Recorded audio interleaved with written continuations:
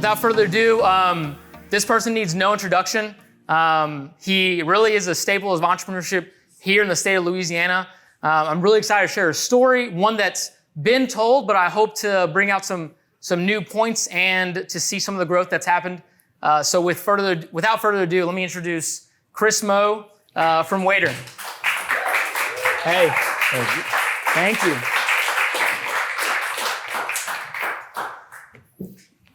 I think the most important question for entrepreneurs is, why do they call it a fireside chat when there's not a fire? That's a good point. That's a good point. We were thinking, about putting those little goblet fires, the little ones. Yeah, there you are, the TV fire. Yeah, that's right. Not having it behind you, that's called a pivot, right? You had to pivot to the TV. That's called a pivot, yes, yeah. Yes. Hey, look, the first one we had was outside. It was raining. There was traffic, but you make it work. That's right. So I want to ask a little about your background to get started. But before we do that, my first experience with Waitr. So my family owns a restaurant in Denham Springs, and I remember this was years ago. I really couldn't tell you the years after 2013, before 16, where this company approached our restaurant and said, "Hey, do you want to do delivery?" And we're like, "Sure." How much does it cost, right? And they brought this iPad, and that was the first time we had ever experienced or been introduced to the idea of using another service for delivery options. You get the Yelp calls, you get the sales calls, but that was the first time. And then after that, 1 or 2 years later, I saw you at Pitch BR, 2017, I want to say, and I sat there and I hadn't followed up with Waitr, hadn't checked where Waitr was. Certainly didn't wasn't familiar with you. But then I saw you pitch, and I just remember throughout the whole thing, I'm like, hey, that guy came. One of his reps came to our restaurant, and then he got to the growth slide, and that thing was just went straight up. Okay, maybe I don't know if it was a couple years in, went straight up, and I'm thinking, oh shit. We missed something, I'm saying we missed something, because in the beginning it was, you had to do a certain investment to get in. So, I just want to say it's a pleasure to have you. It's interesting from, perspective from restaurant to get introduced to you without knowing you, and then finally being part of the entrepreneur community. So, welcome. Thank you for being here. Happy to be here. So with that, let me start with the first question is, if you could tell us a little bit about your background before Waitr, and then we'll get into a little bit more of that right after. Well, how far do you want me to go back? So at as 3 far as years the pain old, goes. I was not that far back. Whatever, hey, however you want to go. So I grew up here in Louisiana, in a little town called Esterwood, Louisiana, which is just down the road to the west here. Went to high school in Crowley at Notre Dame High School, went to LSU for college, and right out of college decided I was getting out of Louisiana because there wasn't a lot of opportunity in Louisiana, especially in technology.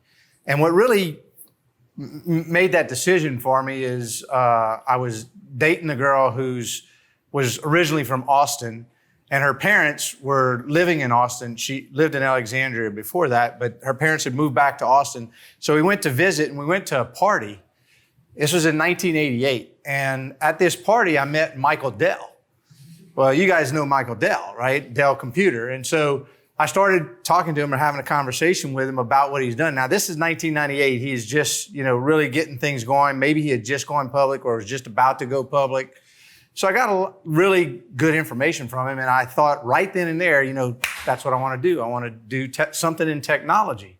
Of course, at that time, it was PCs. Now I'm dating myself. But so I came back to Baton Rouge, and I started building computers just as he was doing, but he's a little further along than me, and I'd sell them to small businesses around town here or throughout Louisiana. And that was kind of my first taste of entrepreneurship. And I thought, this is great. I don't have to answer to anybody. Well, that didn't work out so great. I wasn't making any money at it. And so I said, okay, well, I'll go sell computers. So I went to Intercomp Computer here in Baton Rouge and started selling computers to businesses that Intercomp they were a dealer. They sold Apple and IBM. And that's really, what got me into technology. And then fast forward a few years later, another couple of startups. And each time, it was kind of a false start. Eventually my wife told me, when are you going to get a real job? And 2013, we're sitting at home just trying to decide what's for dinner. And, we had a favorite restaurant in Lake Charles. It was called Coyote Blues. And their manager was Matt Saraday, who's sitting right back there. And I'm like, why can't we get something like Coyote Blues delivered? And that was really it, right? All you could get was pizza and Chinese. So I started researching and found out that there was only one other company that was doing it. It was Grubhub. And what they were doing was enabling restaurants like your family's restaurant to do delivery where you could order online, but the restaurant had to do the delivery. So I thought, well then, we'll change that model. We'll do the delivery for the restaurant.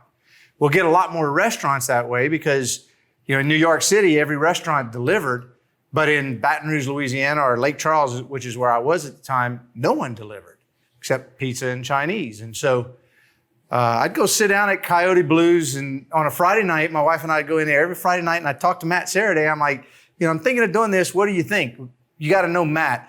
Everything sounds good to Matt. He's just a nice guy, right? But he's like, yeah, I think, that would be something we'd be interested in. Well, Coyote Blues took forever to get on the app eventually, but and I'd get this feedback from restaurant owners and managers when I was talking to them. And so I told Missy, I said, I think we need to do this. And she's like, oh yeah, here we go again, right? Because our startup ventures had not always produced very much income.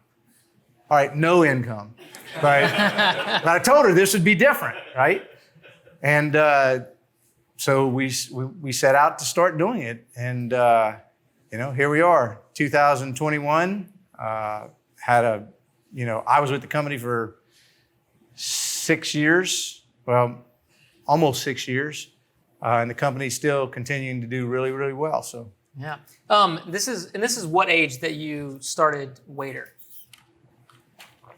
So we were talking about that the other day. I think we said 46. I was 46 because it was 2013. 46. Y'all do the math. I'm 53, 2013, 46. So how many ventures do you have before Waitr? Many. Many. Okay. Yeah. And do you ever get the feeling that, looking out, let's say, to the entrepreneur community, that, they feel like they don't have enough time? And more importantly, looking at me, I feel like I don't have enough time. I always feel like I'm running against the clock, right? But I think the stats show that, like 80% of the entrepreneurs, about 70 to 80%, the successful ones are over 40. Right. Did you feel at the time, starting a technology company, that you were going to be a disadvantage? And how did you approach, being 40 plus and saying, hey, I want to start an app? Or did it even start that way? Yeah, I think about the only good thing that comes from age is wisdom, right? Experience. And having tried and not having success and having some mild success, when I started this one, I felt it was different. And the reason I felt it was different is, I was in the restaurant industry before, so I knew a little bit about the business. I knew some of the struggles that restaurants had with, server turnover and management turnover and, back of the house turnover, all these different kinds of things. And I thought there's got to be a better way. Now let me step back for a second too. The original plan for Waitr was dine in, carry out, and delivery. So when I started talking to Matt, I was talking to him about dine in and delivery, but dine in was where we were focused, right? And so that was to solve some of those problems, like when you say dine in, do you mean order at the table, the POS systems? No, just order on your phone at the table. Okay. Right? Okay. So a server would greet you, and you'd place your order. You wanted another beer, you just hit, bring me another beer, and they'd bring you another beer, right? That's how we started. Okay. And that's actually coming back now. Waiter's actually just relaunched that and is doing really well with it. But that was that was really the first step. So we were going to do dine in, then go to carry out, and eventually go to delivery, because every time I talked to potential investors about delivery, they were like, well, you can't possibly manage that many drivers. And I'm like, well, no, you have to understand that technology will be the man force multiplier. So we'll use technology to manage that driver corps. Well, they kept saying no, no, no, but everybody liked the idea of dine-in. So I knew I could raise the money on the idea of dine-in, right? Yeah. And I knew that in my plan, we would do all three eventually. But then, of course, when we got going, dine-in didn't really take off. Yeah. So we pivoted to delivery. And so, and those were lessons that I learned having failed, right? Because when you get feedback from investors or interested parties that are interested in what you're doing and want to be a part of it in some way, and that feedback is not always positive, well, you start thinking about ways to pivot. Okay, well, is the idea bad, or is my sales pitch bad, or, is I never really had a business plan, but the business model canvas that we use, did we need to prioritize different things and rearrange how we're going to do this, right, until you come up with the pitch that gets them interested. Yeah. And it's not, I'm not saying you want to lie to investors. You never want to do that. But what you want to do is not always give them the full picture, because it's really difficult for people to grasp a picture that says we're going to do dine-in, carry-out, and delivery. Oh, well, you're too unfocused. You can't really do all those things. You got to pick one and go in that direction. Sure. I mean, but experience helps you, gear that pitch to the right audience, or know who you're talking to, and get what you want out of that meeting. And I think, so on that note, I think also what we find is, maybe you felt this, that you start presenting, hey, I have this grand vision to take over the world, and you have 1, 2, 3, 4, 5. There's just more ways for them to kind of debunk the idea too. Yeah. You have to start somewhere. So, but in terms of, from the investor point of view, did you raise pre-product, or did you actually build the product have some traction, start making deliveries, and then go after money?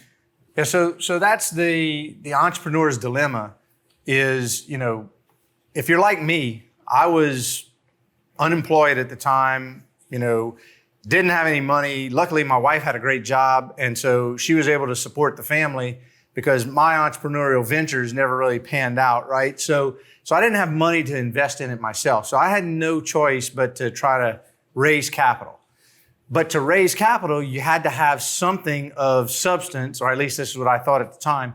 You had to have something of substance to be able to go out and raise capital on, more than just an idea, right? And that's why when I started, pitching Waitr, I was really pitching it for practice, just getting ideas, talking to restaurant managers, talking to potential investors, not telling them that I'm doing this, just saying, what do you think of this? Well, what would you do if you had this? Or what would you do if someone came to you with this? Just getting information, right? To try to understand how to formulate a pitch that without anything of substance, I could pitch to investors to raise enough capital to build the product, right? Because you had to build the product before you could do anything else.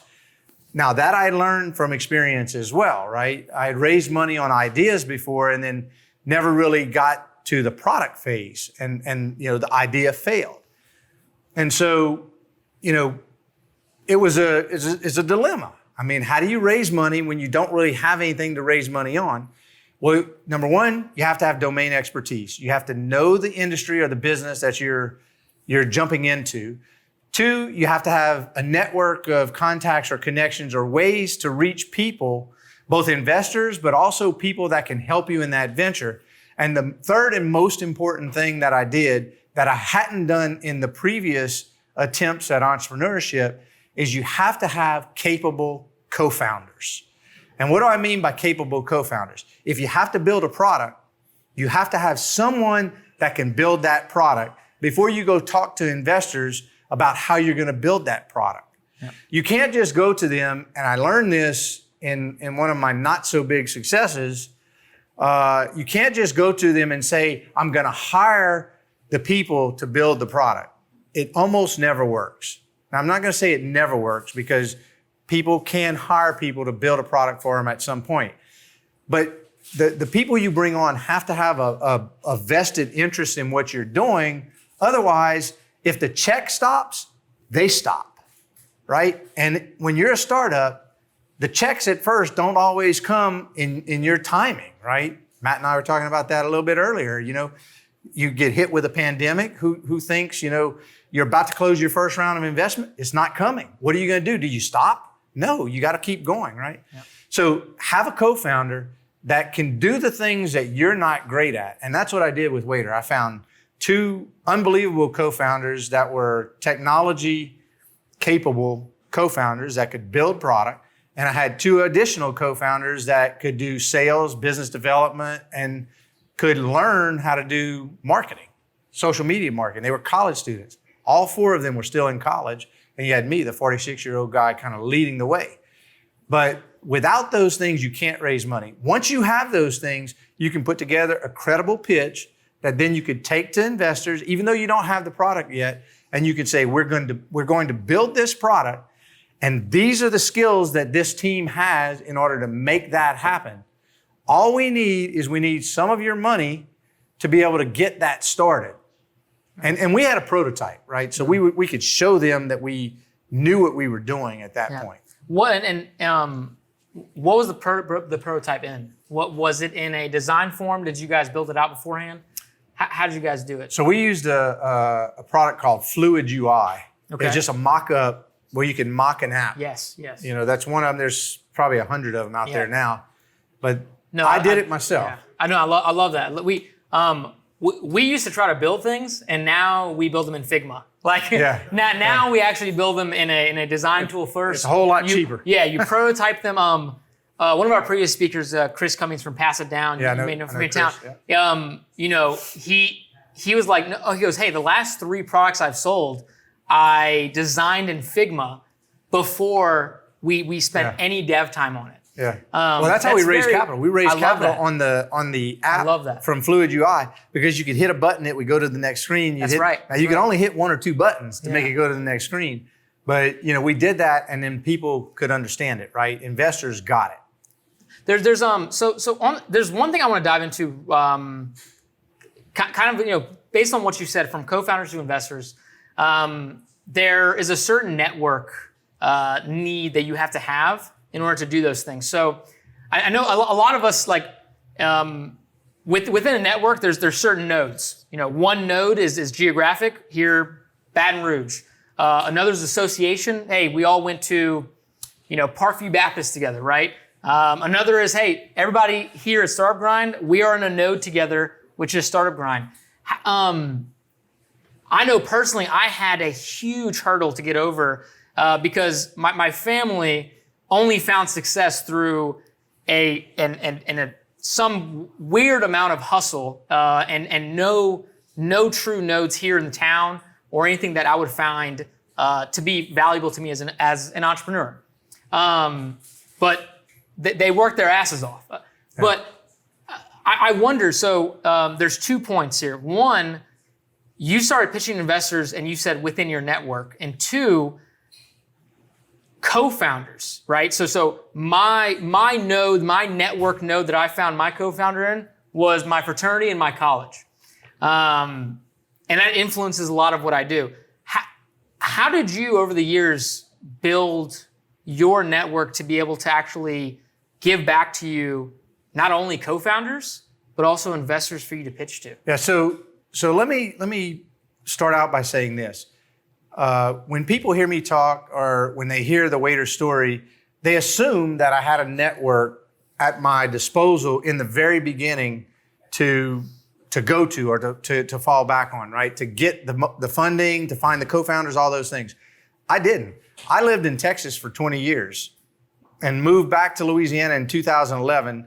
2 years before I started this company, I was living in Lake Charles, Louisiana, where I knew no one. And, you know, it's funny how things happen because my son Logan, back there in the green hat, was in a basketball game in probably 7th or 8th grade, or I guess maybe it was probably 8th grade at this time. And I run into an old friend that I knew from LSU. His name was Eric Rohn. He's an attorney in Lake Charles. So now fast forward a couple years, this was in 2011, fast forward to 13, I still don't know very many people, but I'm looking for an attorney to incorporate Waitr because I found co-founders. And the way that I found co-founders, I went to a startup weekend event in Gainesville, Florida, because I had this idea that I wanted to pitch. Ended up in Florida because it was the next startup weekend that was available for me to go to, and I wanted to get there quick. Got on a team at startup weekend, met two of my co-founders on that team. We pitched Waitr, and I decided that I was going to go back to Lake Charles and start this company. And I asked, there were four of them. I asked if they wanted to join me. Two of them said, no, we're already with another startup that's making some progress. Two of them said, hey, we're about to graduate and we don't know what the hell we're going to do. So yes, we'll join you. That was my network at that time, right? Then I went back to Lake Charles. So the two guys that joined were the two non-technical co-founders. So when I got back to Lake Charles, I said, how do I find technical co-founders? There's no technology group, or there were no meetups, there was no startup grind in Lake Charles, all these things. So I said, well, who has access to technical talent? Universities. I'll email the professors at these universities. So I emailed the computer science professors at McNeese, UL, and LSU. The McNeese professor, Dr. Bender, is the only one that replied to my email, and he says, send me something that I can send to my classes. So he sent it to his classes, and I got 3 responses from students.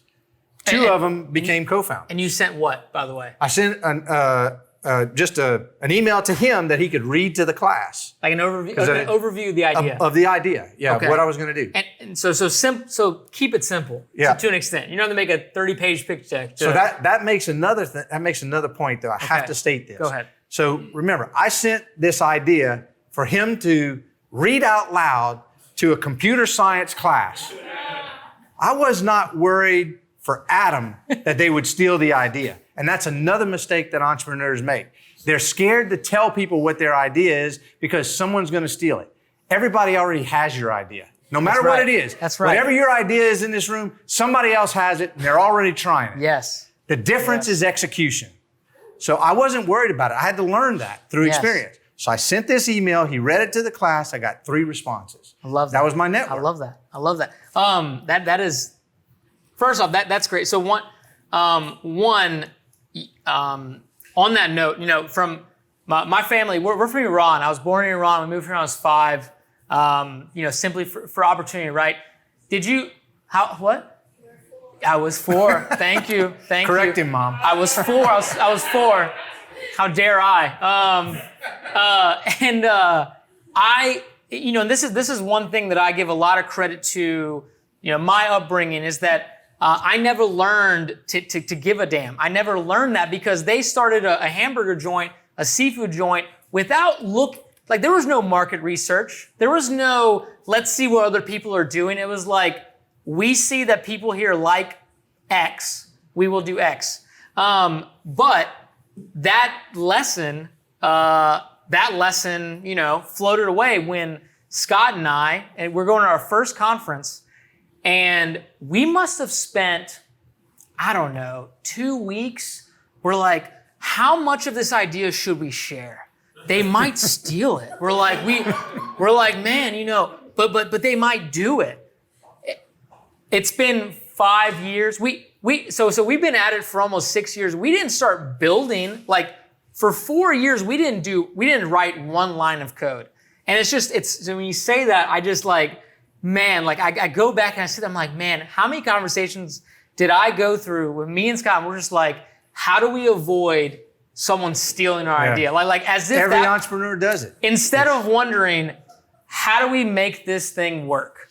Or ask people what they think about it, right? Oh no, we didn't talk to enough people. That's for damn sure. We didn't talk to enough people, but we learned that along the way. Absolutely. So let's go back into Waitr for a second, but not specifically on the business, but your approach and some of the success you've had. But I want to ask you a couple things about this. Mm-hmm. One thing is, you said early on that you were trying to do dine-in, carry out and delivery. Right. Great idea. So Brew 2018, I asked you this question where I said that my family had taken on Waitr. I wasn't in the business, but every now and again I show up. And one of the questions I had is that our POS system wasn't connected to the Waitr. And that was a big problem for us. I was like, we had this iPad, it's disconnected, like X, Y, Z. But as of late, I've seen that more and more startups, more companies, they are finding a singularity. And they are realizing that just one thing is not enough. So whether it be an email company, CRM, a tool that helps you have conversations with your customers, slowly all of them are aligning themselves. I think of Uber moving over to delivery and aligning themselves with everything that has to do with transportation. How are you approaching this as Waitr begins to grow? What are you thinking when you think of how do I take this from just where it is today? And I saw you guys start to do dine in. We went to a restaurant and there was a QR code on the table, and I was like, this takes us to the Waitr app. Like, we're already here, well done with that. What's your thought process around your company, your business model, and trying to find the singularity within the entire market of where you reside? Yeah, so think about what you just said, right? I mean, we got that same comment from a lot of restaurants. Well, this thing's not connected to my POS. It's going to be trouble. And my sole question to them is your telephone connected to your POS? Hell no. Well, no, but it sits right next to it. There you go. There's the answer. Put the tablet right next to your POS, and it's just like the telephone, except you don't have to talk to anyone. When you see the order, you just tap it in, right? Now it's linked to POSs, and they're doing those things now. We always wanted to do that, but in the beginning, we had to change a mindset, right? So when you go into restaurants, and your family's been in the business, you know, and I was in the business, we're notoriously slow to adapt technology. I mean, there are still restaurants in Lake Charles, Louisiana that, take orders on a pen and pad, and then they add it up when you get to the register to pay at the cash register, right? So and they got the Waitr tablet sitting right next to it, and they ring it up in the cash register. But so we had to change a mindset. And so to change that mindset, you have to think of what is the least departure from normal that they are experiencing today. And let's do that, right? So for us, it was from the telephone to the tablet. Guess what? You don't have to put anyone on hold. You just hit the little button to say, yep, I know the order's there. So now the customer's happier because they don't have to go on hold. When you hit yes, the order's there, it lets the customer know, hey, the restaurant has acknowledged your order. So you don't have to call anyone and tell them. If you're out of something, then you'd have to pick up the phone to call them at that point. Now I think they've automated that too. But so it was just figure out how to make it as easy for them as possible, right? And overcoming that POS thing is why Coyote Blues Matt was already working for Waitr for probably 2 years by the time Coyote Blues picked it up because of the POS issue, right? And then when they did and they saw how much money they had missed out on for 2 years, they were pretty sorry for that. But so it's fine. You hear this all the time, right? The shortest path, right? And that's what we did. Find the shortest path with the least resistance to get them to say yes, and then grow with it from there. Yeah. So we knew if we could get them on one product, and at first it was carryout. That was the thing we launched first. Okay, carryout was easy because it was, now you don't have to pick up the phone and take their order for them to come in and get it, right? And we knew not long after that we would launch delivery because we had tried dine-in, and that was too what I would call a very frictionful process. It wasn't a frictionless process. But so we did, step by step, just short it, that shortest path. Yeah, absolutely. So I love that. So one of the things I was going to kind of talk about is that how you defined, because in any marketplace, like you are battling two sides here. You're battling the consumer, which they have a pretty simple need. They want to be at home. They want to get their food. If there's something wrong with their food, they want to be able to resolve it. And then obviously the restaurant, they want to be able to sell more food with the least amount of friction as possible. So look, we're going to skip over a little bit here, but in that time and up until where, let's say, but before the moment you went public, what do you think in your mindset and in your approach and your leadership team made you the most successful? And let me say this. So this is the little cap in your definition, because I think sometimes we attach the word success a little too much to revenue or X or Z. You did a bunch of things well, but I'm wondering, when you look back, like, and you maybe talk to your team, what do you think pre-IPO was the thing that your North Star that really helped you get to that point? So I think there's one thing that's very, very important is along the path, you have successes, but I don't think anyone in this room can define what is success, right? What is being successful, right? Like even now, I look back, and so what I would always tell my team in the way that I led, and I don't know if I read it somewhere, if I heard it somewhere, if I thought of it myself. I really don't. I don't know where it came from, but from the very beginning, every little success we had, we celebrated it for the moment, but I would always tell our team, we have had some success, but we are not yet successful.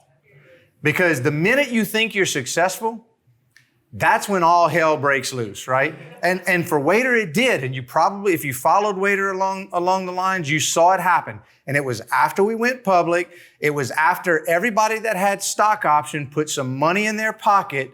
That's when they thought they were successful. No matter how often I said, we are not yet successful. We have had some success. We are not yet successful. When they got that money, the motivation changed because they thought of themselves, and it wasn't everybody, right? It's a handful of people, but they thought of themselves as successful. And then people started to leave the company. It got really hard to manage it. No matter how much leadership you could show, it was hard to hold on to some of those people that were the most valuable because we pushed them and we pushed them and we pushed them. And look, I'll tell you this, and maybe I didn't learn it.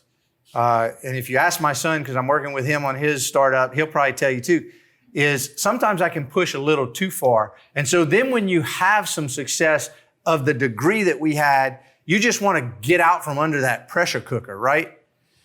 And that is, in my mind, that is the definition of thinking you're successful, is because the minute you can't take the heat anymore is probably the likely moment that failure begins to creep in, yep. Right? And so for us, it was try to balance that, give people kudos for the job that they did, but help them understand that these kudos, are good today, but tomorrow we have to move on to the next one. Yep. Right? And that was a balance. And I don't think I ever learned it still. My co-founders, one of my most brilliant co-founders, it was really hard for him to deal with pressure. Now, I had to try to understand his mindset, right? He was very similar to you guys in that he was a Colombian immigrant who came to the U.S. to get his master's degree at McNeese in electrical engineering. And I pulled him right out of his master's degree when he thought he was going to go to work in a chemical plant or something as an electrical engineer into a startup environment. Now, he grew up in Colombia. I can't pretend to know what it was like for him growing up in Colombia, except I do watch Narcos, right? And to see the things that some people, and that's right, understanding. Yeah, it's a great show. It's a great We're still watching it. I love that show. Thank you. But to understand, people's upbringing and how that influences the amount of success that they can have and the moments of success that they can have, or the amount of pressure that you can put on them to try to achieve a goal, a common goal, is just to know people, Absolutely. right? And what I've always tried to, if I have one superpower, I think it's I can read people fairly well. So Manuel, when I knew I had pushed him to the brink, I had to step back, and then I had to give him some more kudos, and I had to make sure that he understood how much value he was to the company, because I couldn't have done it without him. Right. And my wife and I had this conversation today. I couldn't have done it without her. And she never really realized what she was to me, as a leader in the company, and how our relationship translated into me managing people. But it's all about people. Yeah. And it's about not thinking you're successful, even when you've had success. Continue to strive for something more, right? It's a long journey. I believe it. I think this is this is interesting. I think that team dynamics and how we are personally goes a long way. So Scott and I have had this a little bit where I grew up in a household where I've seen my family start 7 businesses. 4 failed miserably. I don't even know if we even know the names anymore, right?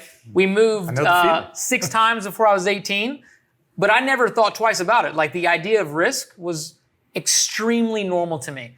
Talking about finances, good or bad, was extremely normal to me, right? But as you start having co-founders, having different people, I will say I failed miserably early on in understanding that. We would have conversations together, and that man right there, my co-founder, right? You and your co-founders, so much more detail oriented than me. I see an idea, I'm like, X, Y, Z, launch. And he's like, no. Yeah. He's like, no. I know the feeling, Pastor. He's like, I know the feeling well. He goes, stop. Just stop for a second. I'm like, launch. And he's like, no. He goes, you need to stop. And you listening, Logan? He's like, it's such a hard thing to come up when you have different mindsets. So I appreciate you mentioning that, because I think so many of us, how many people in here are solo founders? How many people have co-founders, have worked with a team? The brave ones, right? Because I think even to a point, probably even me and my co-founder Scott, probably the first year or two, we probably were on different sides of the company, thinking we're solo founders in a extent, because we weren't meeting up in certain things. So you're working in silos, right? Yeah, but we're having all these meetings, right? But I think not understanding each other. So let me guess what. So you had all these meetings with him, and then you walked out of the meetings. You said, "Well, screw it, I'm gonna do it my way anyway," right? Right. It's gonna be done next week. That's what I did. How many times it'll be done in 2 months? Yeah. 2 months. I'm so sorry I haven't said that. Jeez, now I'm thinking back on it. Yeah. Wow, what a mistake. So let's move on past. So we're getting close to the end here, but let me ask a couple things here.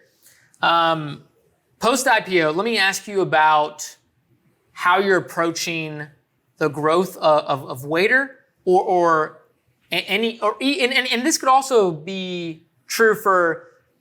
I'm assuming you're into angel investing to some extent. Some places, yes, no. Yes. But there's a rising tide in consumer expectations. There's a point now where consumers, we open an app, it better be designed well. It better work well. It better not have bugs. There's a certain expectation we all have. How do you think this relates to your team and how you guys are releasing new products, and or how you're coaching some of the companies that you invested in on how they actually release products? Considering consumer expectations and the way that we all want better now. We all want it better. We all want it now, and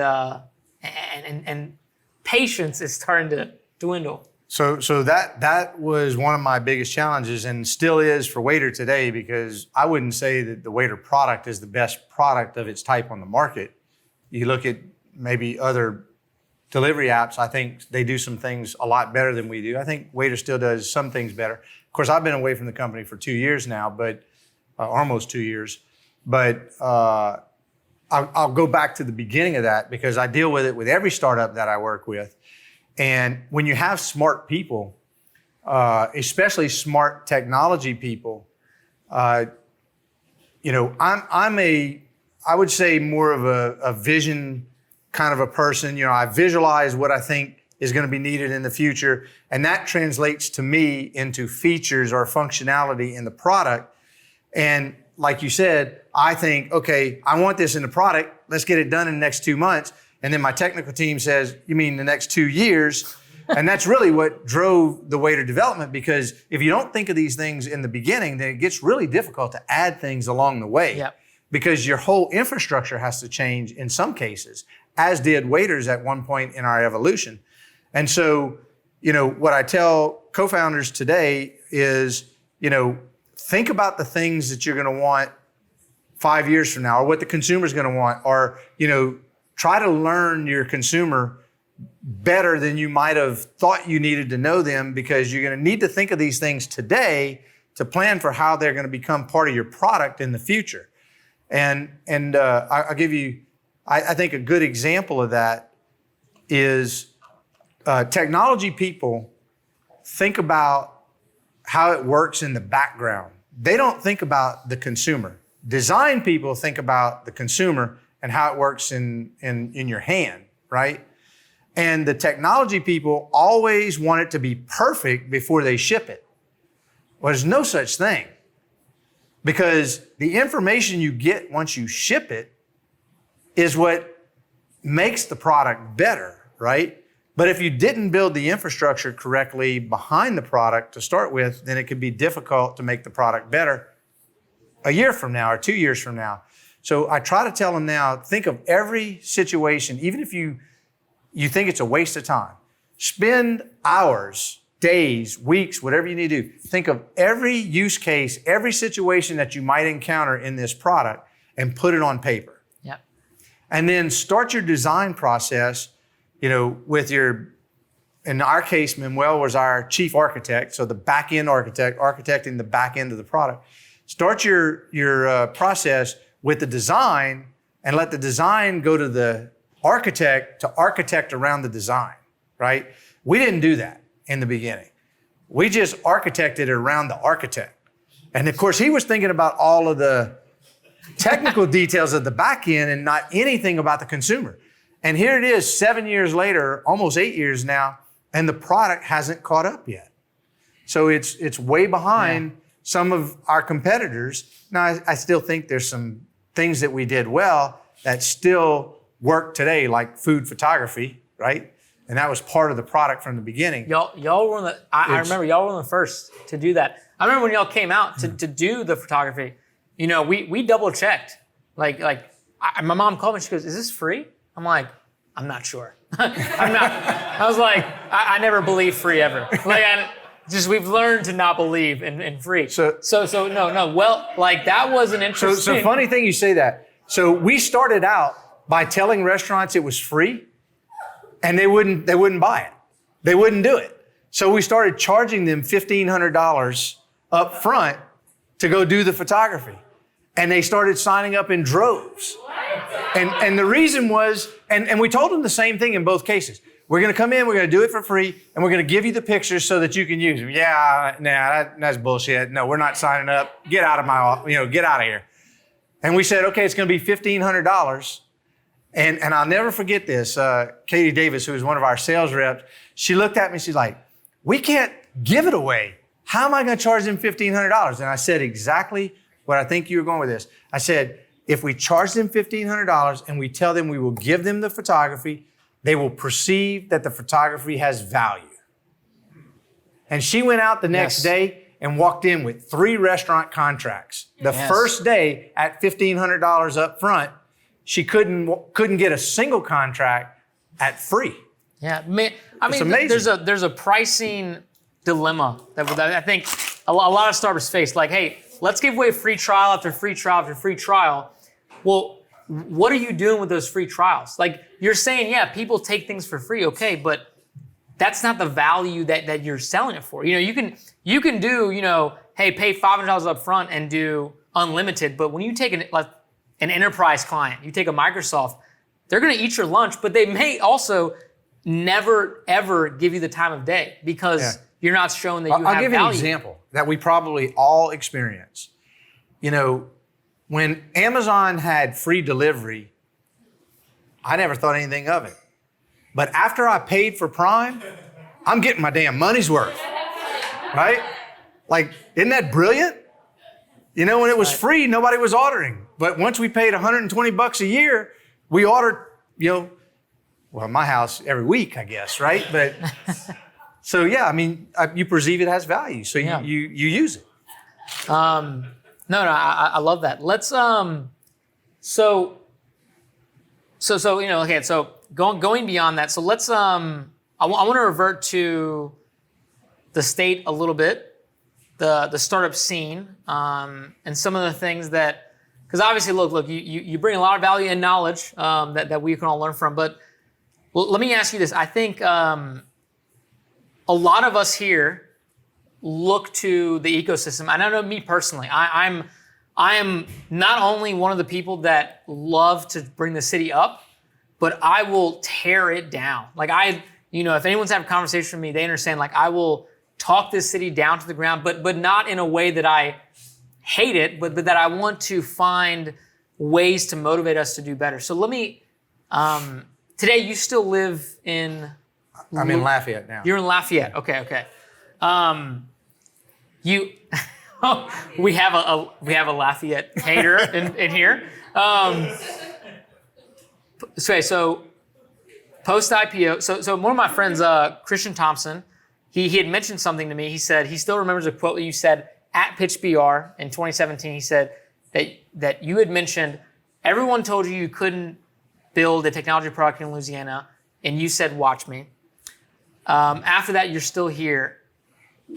What are your views on where we are as a state as far as entrepreneurship goes? Where we lack, but also some of the things that we could do better as a community. Because I understand, like, there's no one's gonna come wave a magical wand and drop a bunch of unicorn founders here with billion-dollar companies and it's not going to happen. It has to happen from us. We understand that. What are your thoughts on that? So we've come a long way in Louisiana from where we were even in 2013 when I started. But, I'll tell you what made me decide to go to Startup Weekend is I went to the Seed Center in Lake Charles, which was this brand new facility that had just been built. I went to the grand opening and you gave us a tour. And I thought to myself, and I've lived all over the world. I lived in Silicon Valley for a few years. I've lived in Europe for a couple years. I've spent most of my life in the Dallas-Fort Worth area, most of my adult life in the Dallas-Fort Worth area. I guess now, my wife and I talked about this the other day, I've been in Louisiana now about as much time as I spent in Texas because I went to high school and college here and then moved off. But so we've come a long way. But and the facilities, the physical facilities are here now. And there are some programs, like when I started in 2013, there weren't any startup weekends in Louisiana. I think maybe Wendy Overton had just done the first one in Baton Rouge, like right before I decided I wanted to go to Startup Weekend. But now there's startup weekends, there's startup grind, there's incubators in every town. Lake Charles got the Seed Center, Lafayette's got the OM, Baton Rouge has got the Tech Park, New Orleans has Idea Village. All of these things are here now. They have resources there that we didn't have in 2013, but that I think our success kind of helped put these places on the map, and they started getting more resources from LED and other places. But what we don't yet have that we desperately need is organized capital. Yep. And so, organized capital becomes an obstacle to growth. Now, there's one fund that just started, Hal Calais, and the Calais Fund that has Series A seed money, or Series A funding, but not seed money. And so we still have to go to the local angel networks, and I belong to several of them. We have to go to individual investors. But what Louisiana has that not a lot of other states have, and you have to believe me when I tell you this, you just have to go try to find it, is there is plenty of money. Plenty of money. And I found that out through Waitr, right? I didn't have a network in Louisiana anymore because I had spent so much time away. But I went to a lawyer who introduced me to his law partner so that I could incorporate the business. He saw it. He has money. He said, man, I might be interested in investing in this. Would you like to pitch to my law partners? Sure, I'll pitch to your law partners. Set up the meeting for me to pitch to his law partners who all had money. They set up a meeting to, ironically, have me pitch to a lot of their friends in the legal industry who were almost all PI attorneys, personal injury attorneys, who invested in Waitr. Boy, little did I know at the time how valuable that was going to be, having PI attorneys as investors, because then they couldn't sue you. my PI friends will love that. But then that led me to the next. And before you know it, we raised $26 million in the state of Louisiana without organized capital. So, we talked about the network earlier.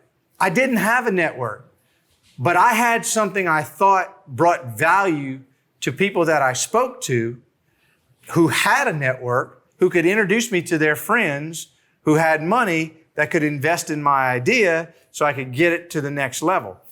And then when you take investment, I had this conversation with one of my startups yesterday. The pressure is really on because now you have to use that investment to get enough traction and generate enough success to attract the next investment round, right? But if you do those things, the money is here.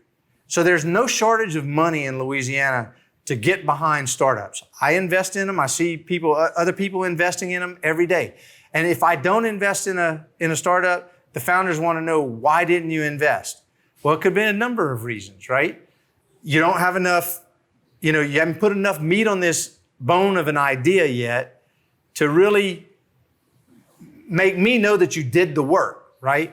Like the other mistake startup founders make is they think just because they think it's a good idea, other people should think it's a good idea and they should invest in it. And they get mad when people turn them down for investment, just as I did. And I used it as motivation to make it better, to find the next investor to say yes, right? Well, other people use it to blame other people. Well, my idea failed because Chris wouldn't invest in it. No, that's not why your idea failed. Your idea failed because you hadn't put enough meat on the bone yet. Go put more meat on that bone. It's not easy. That's what you have to do, right? Yep.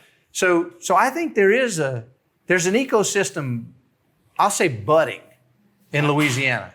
And it starts with the different organized organizations that are there. And then we have to get better leadership in those organizations, right? And that comes through, hopefully, time, right? You can't change the mentality overnight. And there's a lot of, some of these organizations, there's a bureaucratic mentality. And, bureaucracies and startups are just like oil and water, right? They don't work well together because startups are, that failed, let's do this. That failed, let's do this. That failed, let's do this. They're constantly moving. And bureaucrats are, wait a minute, let's think about this for a while. And we need to do a little bit of that, but there's too much of that in the startup ecosystem today. But there are people like Hal Calais and Mark Graffignini and, Bill and Todd to a large extent at the tech park here that are trying to break down some of those barriers, but it takes time. Absolutely. And it's going to take time. We won't change it overnight, but there are resources here. You have to look a little harder to find them. Absolutely. And on that note, that's one of the things that I had mentioned before I introduced you. That's one of the things that we noticed that that you have to look hard to find them, and to lift, I think, more people up. But hopefully, we'll be able to bring some of those out. We have been on the wrong side of meeting with the wrong investors a lot. I've spent a lot of time talking with people who have never been aligned with our industry, the way we plan on making revenue, but we have to learn a lot. So I hope over the years we're able to grow how we're gonna grow our capital, organize capital, but also show people how to raise money here. Because unfortunately, we do all look up to you, but we do see a lot of gaps, and I look forward to increasing the probability of success for others if they put the work in. So let me say one thing about that too. If you as one of the founders is not successful at raising capital, then maybe you need to find someone, and this is no knock on any founder, right? I mean, I was not good at a lot of things, but what I always did is I found someone who was good at that to go out and try to do the things that I myself couldn't do because I knew I wasn't good at them. And that's the other thing is that to raise capital, you either have to have just a phenomenal idea, or you have to have some charisma about you that attracts people to what you say and what you do and the things that you're trying to accomplish.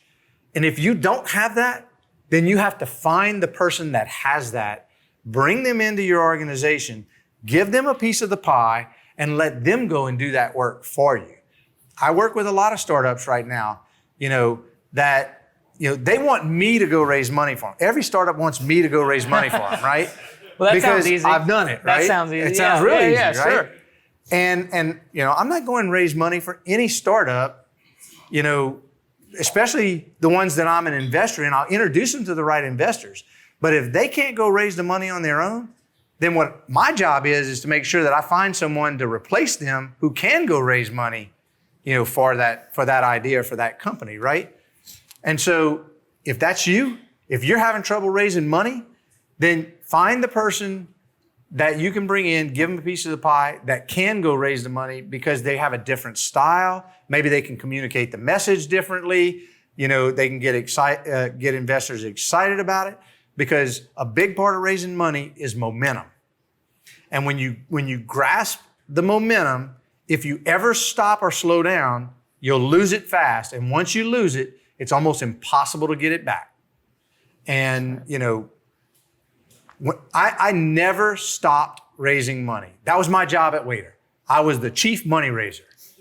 We would close a round. I'd immediately start the next round in my mind, not in the public, but in my mind, I was putting the pitch deck together for the next round. I was already projecting what the metrics would look like at the time that I went out to start raising the money, so I could build the charts and, put the slides together. But I knew that I could just plug in the numbers when the time came and then get out and start raising money, right? Because as a founder, as the chief money raiser, that was my responsibility. Raise money. Raise money, raise money, raise money. I had to make sure I had other people in the organization that could keep their eye on the ball. Now, where that caught up to me was once we were public, all the bankers and everybody else that, wanted me on the road talking to Wall Street, and I did more talking than I did more working, and the company suffered because of it. But that was a different dynamic at that time, right? As a public company, it's very different than as a private company. Chris, thank you. We could continue. Glad we finally got together and could do this. Yeah, no, thank you. Okay. Hey, everybody, give a round of applause for Chris, please. Thank you so much.